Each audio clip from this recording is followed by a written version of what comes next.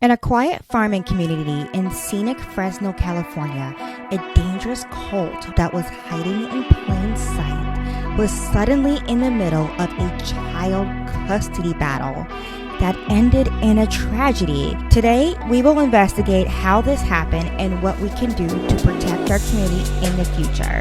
My name is Sophia Talley, and this is True Crime in It.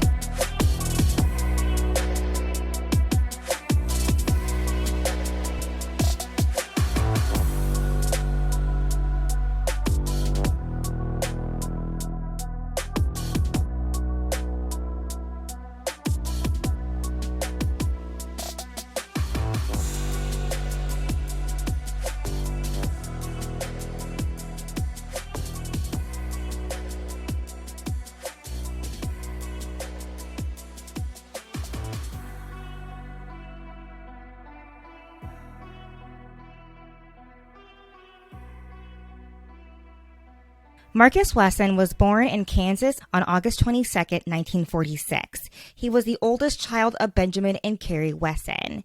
Benjamin was an abusive alcoholic who left his family while Marcus was still a child. Carrie was a deeply religious member of the Seventh-day Adventist Church, to the point where she was religiously abusing her children. For those who don't know, according to Wikipedia, religious abuse is abuse administered under the guise of religion, including harassment or humiliation, which may result in psychological trauma. Religious abuse may also include misuse of religion for selfish, secular, or ideological ends, such as the abuse of a clerical position. End quote. Religious abuse is rarely talked about, possibly because of the way that we discuss religion as a whole.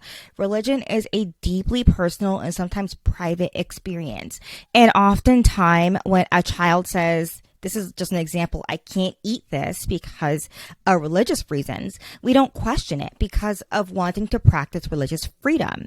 A side effect of this, though, is that abusers will then use this fact to secretly traumatize others. It's really sad and scary, and if you pay attention to the news, you may have noticed that there are more stories being told from the perspective of those who were subjected to religious abuse as a child. In fact, if you want to go down a rabbit hole, there are dozens of subreddits dedicated to people who had to escape religious abuse. So Marcus grew up in a strict religious household, but he was an overall good kid. He sang in the choir, and he was just fascinated by trains. His family moved from Kansas to San Bernardino, California in the early 60s. Marcus dropped out of high school and enlisted in the Army. He served from 1966 to 1968, and he worked as an ambulance driver. After leaving the military, Marcus settled down with a woman named Rosemary Solorio in San Jose, California. Rosemary was 13 years older than him, and she already had 8 children from a previous marriage. So they became a family of 10. Shortly after, they became a family of 11 in 1971 when Rosemary gave birth to her 9th child and Marcus's first. The family, though, was not a happy one. Marcus was both physically and emotionally abusive to Rosemary and their children. And things took a turn for the worse in 1974 when Marcus began to sexually abuse Rosemary's 8-year-old daughter, Elizabeth. Rosemary tried to stop him, but Marcus has a tall and hefty stature, which just overpowered her. When Elizabeth was 14, they were legally married. Marcus was 27 at the time. Elizabeth grew up in this house with so much abuse that marrying Marcus was just normal to her. Only 4 months after their marriage, Elizabeth gave birth to their first child. So if you do the math, it's even worse. In total, they had 10 living children living together, 5 girls and 5 boys, with 2 miscarriages, and 1 child died in infancy. The family got even bigger after this, and now I'm using the term family lightly because of the abuse, when Elizabeth's younger sister, who was a struggling addict, sent her 7 children to live with Elizabeth and Marcus. It's hard to tell how many children were living at the house at one time. I've seen reports saying that the final number was 16, but I'm sure there were times when that number was either greater or less than that because the kids were growing up and having their own children with Marcus. So firstly, Marcus did not have steady work. Elizabeth said that at one point, Marcus worked for a bank, but it's implied that he was fired for telling people that, and this is a quote, God was speaking through him and that the end of time was near. Unable to hold a job, Marcus lived off of welfare, and when the children were old enough to work, they would go and get jobs and then give him their entire paycheck. The family also had to make do with what they had. They never really lived in a home, but instead they would squat in shacks and boats and abandoned houses, commercial properties. And look, families live in all types of homes, okay? But they make it work. There's this beautiful family I saw on TikTok, and they have tons of kids, and they converted a bus, like a school bus, into a mobile home so that way the kids can be on the road with their trucker father. And it's not the lap of luxury, but it gives the children everything they need. But the problem here is that these homes were described as jail-like by the children. They were often unsafe, dilapidated structures that no one knew people were even living in. So if a boat would sink or a home be scheduled for demolition, there could have been a terrible tragedy. It didn't help that the kids were being homeschooled by Marcus. These children never got to leave the prison that Marcus created for them. In fact, Marcus insisted on keeping the children hidden away, so that way they didn't have to be forced into the school system or become noticed by authorities. They would stay in these houses, boats, buildings for months at a time without going outside. It's just cruel. The homeschool curriculum that Marcus went by was his own version of the Bible that was handwritten. In his Bible, Marcus took inspiration from Seventh-day Adventists and vampirism. Yes, he was inspired by vampires. He believed that Jesus was a vampire because of both beings being immortal, and then with communion with the ceremonial wafers and wine, he felt like that was vampirism. So he gave the children vampire names such as Java, which is a combination of Jesus and vampire, as a way to honor his belief in vampirism. Like other cults, he also urged his children that it was time to prep for Armageddon. He claimed to be a god, and his daughters were all destined to marry him. And this may have been why the girls were not allowed to talk to their brothers. Yes, they were not allowed to talk to any man, including their brothers. He gave the girls a separate education entirely that involved grooming them to become his ideal wife. This so-called education is just as bad as what you're thinking it is, and he would teach the girls about sex from his own skewed perspective when they were only 8 or 9. He even had the girls wash his dreadlocks. He had locks, and scratch his armpits, which is just bizarre request and a bizarre thing to teach someone to do. He justified, though, this sexual abuse by saying that Jesus was a womanizer. That is a direct quote. And he also said God's people are becoming extinct. We need to preserve God's children. We need to have children for the Lord. So he used these two ideas to justify his abuse. And as a result of his abuse, all 5 of his daughters became pregnant with his children. The boys, though, were not excluded from the abuse, as they were often physically abused for very trivial things. One of his sons retell a story in a news interview of his father ripping a cable out of the wall and beating him with it until he was covered in welts. Both the boys and the girls were beaten every day and were required to ask Marcus for their spanking once in the morning and once in the afternoon. They were also hit for doing normal things such as eating an extra spoonful of peanut butter when they were hungry.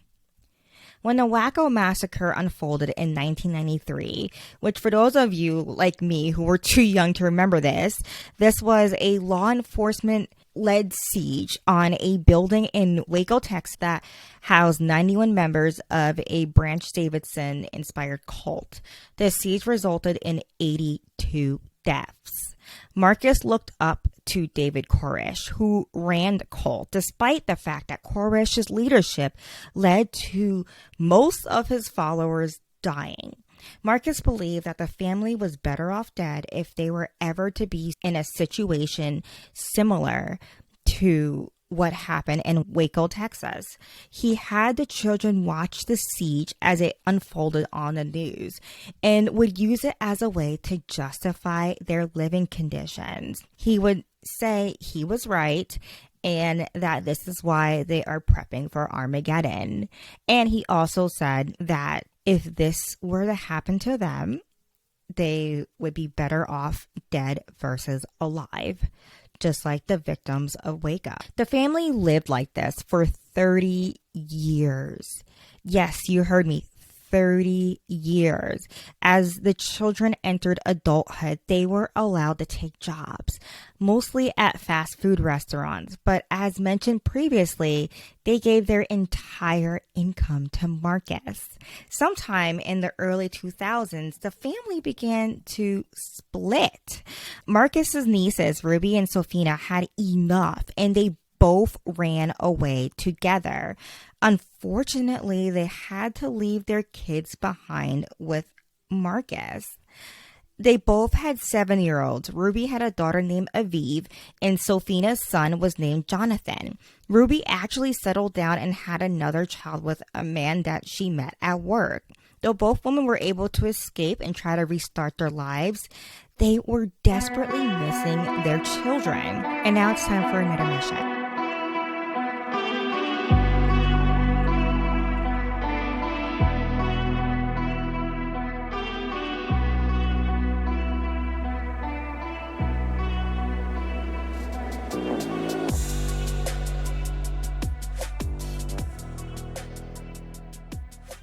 So I'm back from my break and I finished my rainbow again. It has been released. That's part of the reasons why I took a break, so I could release this and get the finishing touches and make sure the pattern is perfect for everyone. So now that that's released, I'm back here and it feels good to be back recording. I really do love making these episodes for you guys because it is just a great way to be both entertained and informed at the same time. So not only are you able to listen to something as you knit, but you are also able to learn and hopefully help make this world a better place with me. So anyway, today I am still working on a quarter zip pattern that is sized from baby to grown man adult. So I have been knitting away. I'm trying to knit everyone in my family one, and I'm still working on my own. I had to recently rip out some of my sleeve. If you've been following me on Instagram, you would have noticed that I have been knitting these 2 sleeves at a time. I had to rip some of it out because it's a tapered sleeve with decreases, and I didn't follow my own tried and true pattern for tapered sleeves. I did my own because I forgot what I usually do, because lately, like this sweater has been doing full sleeves, non-tapered sleeves, just straight, no shaping, which is fine, but I kind of forgot how often I work my repeats and why I do it that often. So I kind of did it the old school way at first, which in a lot of older patterns they do a lot of the decreases at the upper arm, like when you're working sleeves, and then you get balloon arm effect when using thicker fabrics or thicker or bigger gauges. Like what I'm using today is quite a big gauge. It's 4 stitches an inch, so it's quite chunky. And so when you're decreasing that rapidly in one space, you're going to get balloon arms. And I'm just thinking about the balloon pants that was worn back in the day when riding horses. Do y'all know what I'm talking about? And so that's the image that I had in my head, and I ripped it out immediately. And luckily sleeves go fast. I was hoping to be finished today, but That's just how designing goes sometimes, and that's okay.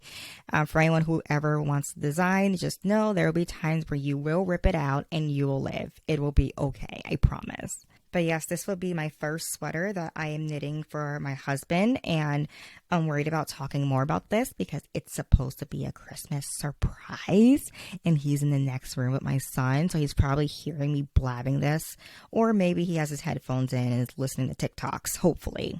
So after this sweater, I'm going to start his, and if everyone's sweater is going to be an acrylic mix. Reason being is that first, my son gets super itchy all the time in wool, no matter what it is. He gets itchy, whether it's merino.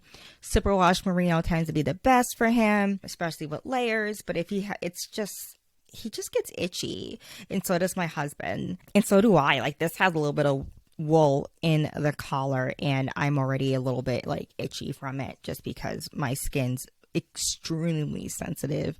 It's embarrassing because I love wool, but my skin hates it. And I've tried many different types of wool. I think my favorite against the skin is a super fine and smooth merino. Is the only thing that isn't itchy, only if it's tightly wound and is like fingering weight. So anyway, that's why a lot of my sweaters aren't wool, because my skin, I'm just over it. My skin's itchy and I'm over it. I used to put up with it because I love wool, and now I'm at the point in my life where if I'm itchy, get it away from me. So hence why I'm using acrylic today, and my kids the same way, and my husband's the same way. So he has said no itchy wool sweaters, even though they are the best because they last forever. So the yarn I'm using is Heartland by Lion Brand Yarn.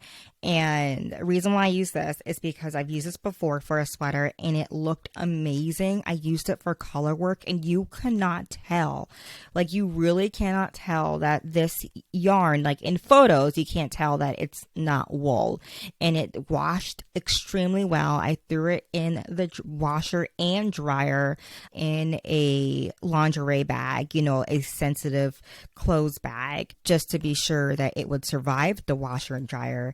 And it did, and it's just a really great acrylic to work with for sweaters. One thing about acrylic sweaters is that they are deathly warm, so hence why mine are pullovers. They're meant to be worn in lieu of a jacket, or if it's super cold, maybe with a vest to help keep you warm. I tend to wear them dead in the winter when we're going Christmas tree shopping. That's like my favorite time to wear them because they are super duper warm. They're just as warm as wool. They just aren't as breathable as wool. So if you're wearing it inside at a party, you might overheat, which is me in any sweater anyway. So just keep that in mind. If you're hearing me ramble about using acrylic and you want to try it, make sure you are using it for something like outerwear, something for when it's super cold, just because wearing acrylic inside can be too warm in certain climates.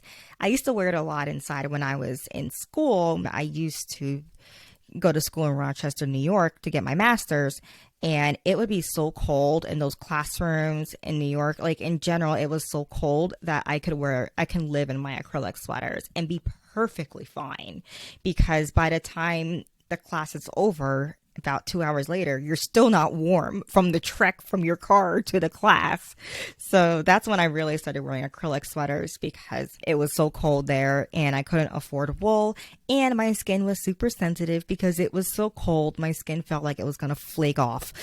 So that's where that happened. So yeah, if you never tried giving acrylic a try, give it a try. Maybe try it with kids' clothes first and see if you enjoy it. Just keep in mind it's super warm. It's not breathable, but it washes well. There's its pros, its cons, people. Everything has its pros and cons. So you may have also noticed for this show, I do not have a guest with me. I was supposed to, but then it didn't happen, because I've been having the busiest 2 weeks in a very long time, between appliances breaking, my son entering his terrible twos, and just a lot of things going on in my house.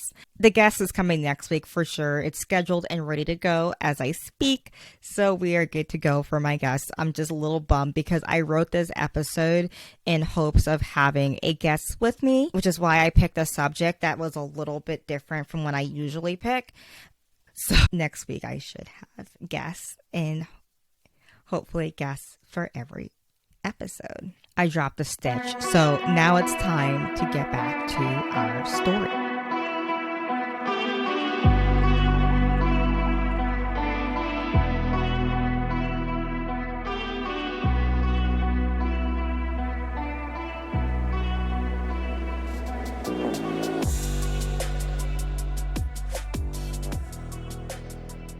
In 2004, the tension in the family finally broke. At the time, the family was living in peaceful Fresno, California. They squatted in an abandoned commercial building. The building wasn't meant to be lived in, and as a result, it was very cold. To combat the cold, Marcus had the children sleep in antique wooden coffins. On March 12th, Marcus announced that he would be relocating the family to Washington State so that way they can be closer to his own parents. But his extended family, including Ruby and Sophina, did not agree with the move, and they feared for the children's safety due to the family having a suicide pact. The pact involved having one of the older children kill the younger ones before turning the gun on themselves. Marcus was supposed to be the only one left alive, and it would be his job to explain what happened and to tell the family story. It's funny how these leaders are always the last ones to be alive in these cases. But so Ruby, Sophina, and about a dozen other relatives paid a visit to the home in hopes of getting their children back. Ruby, Sophina, and even Marcus were amicable during the confrontation, though Marcus's daughters were clearly angry. They would call Ruby and Sophina Judas and were telling them that they needed to bow down to their master, Marcus. Neighbors called police to the scene on what was described to be a routine custody dispute. But by the time police arrived at the scene, bystanders and neighbors began to hear consecutive gunshots from inside the house. Elizabeth ran out of the house, yelling just 4 words: "They are all gone." An 80-minute standoff ensued before Marcus finally turned himself in to the police. By the time the police stormed the house and arrested Marcus, it was too late. In a back room where the coffins were stored, bodies were wrapped in bloody clothing and stacked like firewood. One by one, police uncovered 9 bodies. Sabrina April Wesson, who was 25, Elizabeth Brehekina Wesson, who was 17, Illabel Carey Wesson, who was 8 years old, Aviv Dominique Wesson, who was 7, Jonathan St. Charles Wesson, who was also 7, Ethan St. Laurent Wesson, who was 4, Marshy St. Christopher Wesson, age 1, and Sedona Vedra Wesson, age 13 months old. Each victim was shot in the eye before being stacked together. The rest of Marcus's children were not home at the time, and as a result, they were the only survivors. The gun was found in Sabrina's hand, which made some wonder if she was the one to fire the fatal shots before turning the gun on herself. When Marcus went to trial, his family was still divided, with the women being willing to testify against their father/uncle, with the men testifying in his defense. The sons denied having a suicide pact at all, and they claimed that Marcus was a perfect father who loved to play with his children. Marcus's defense claimed that it was Sabrina who committed the murders, and this point was supported by the fact that Sabrina's DNA was found on the gun. Luckily, the jury was not having any of this, and Marcus was convicted of 9 counts of first-degree murder and 14 counts of forcible sexual assault. He is currently waiting his turn on death row at San Quentin State Prison. Currently, the children that Marcus abused are trying to piece their life together. Many have started their own families and are working hard to not repeat their father's mistakes. They are doing interviews and collaborating with journalists to get their story told. Still, I'm sure that many of you never heard of this case or only have a vague memory of it. This is because shortly after the murders, all of our attention was pulled towards the Scott and Lacey Peterson case, but there is one silver lining to this story. Alicia Solfiels, a journalist from a Fox News affiliate station in Fresno, California, was so moved by the story that she had Elizabeth Wesson, her daughter Kiani, and Gypsy, and her niece Rosie move into her home with her. Alicia knew that she was crossing a line that journalists were not supposed to cross, but she was willing to sacrifice her career to help these women and girls get back on their feet. With the help of the Wessons, Alicia told her story through the book Deadly Devotion. And that's the story of the father who thought he was God. For more information, including show notes, please visit www.thedrunknitter.com/truecrime.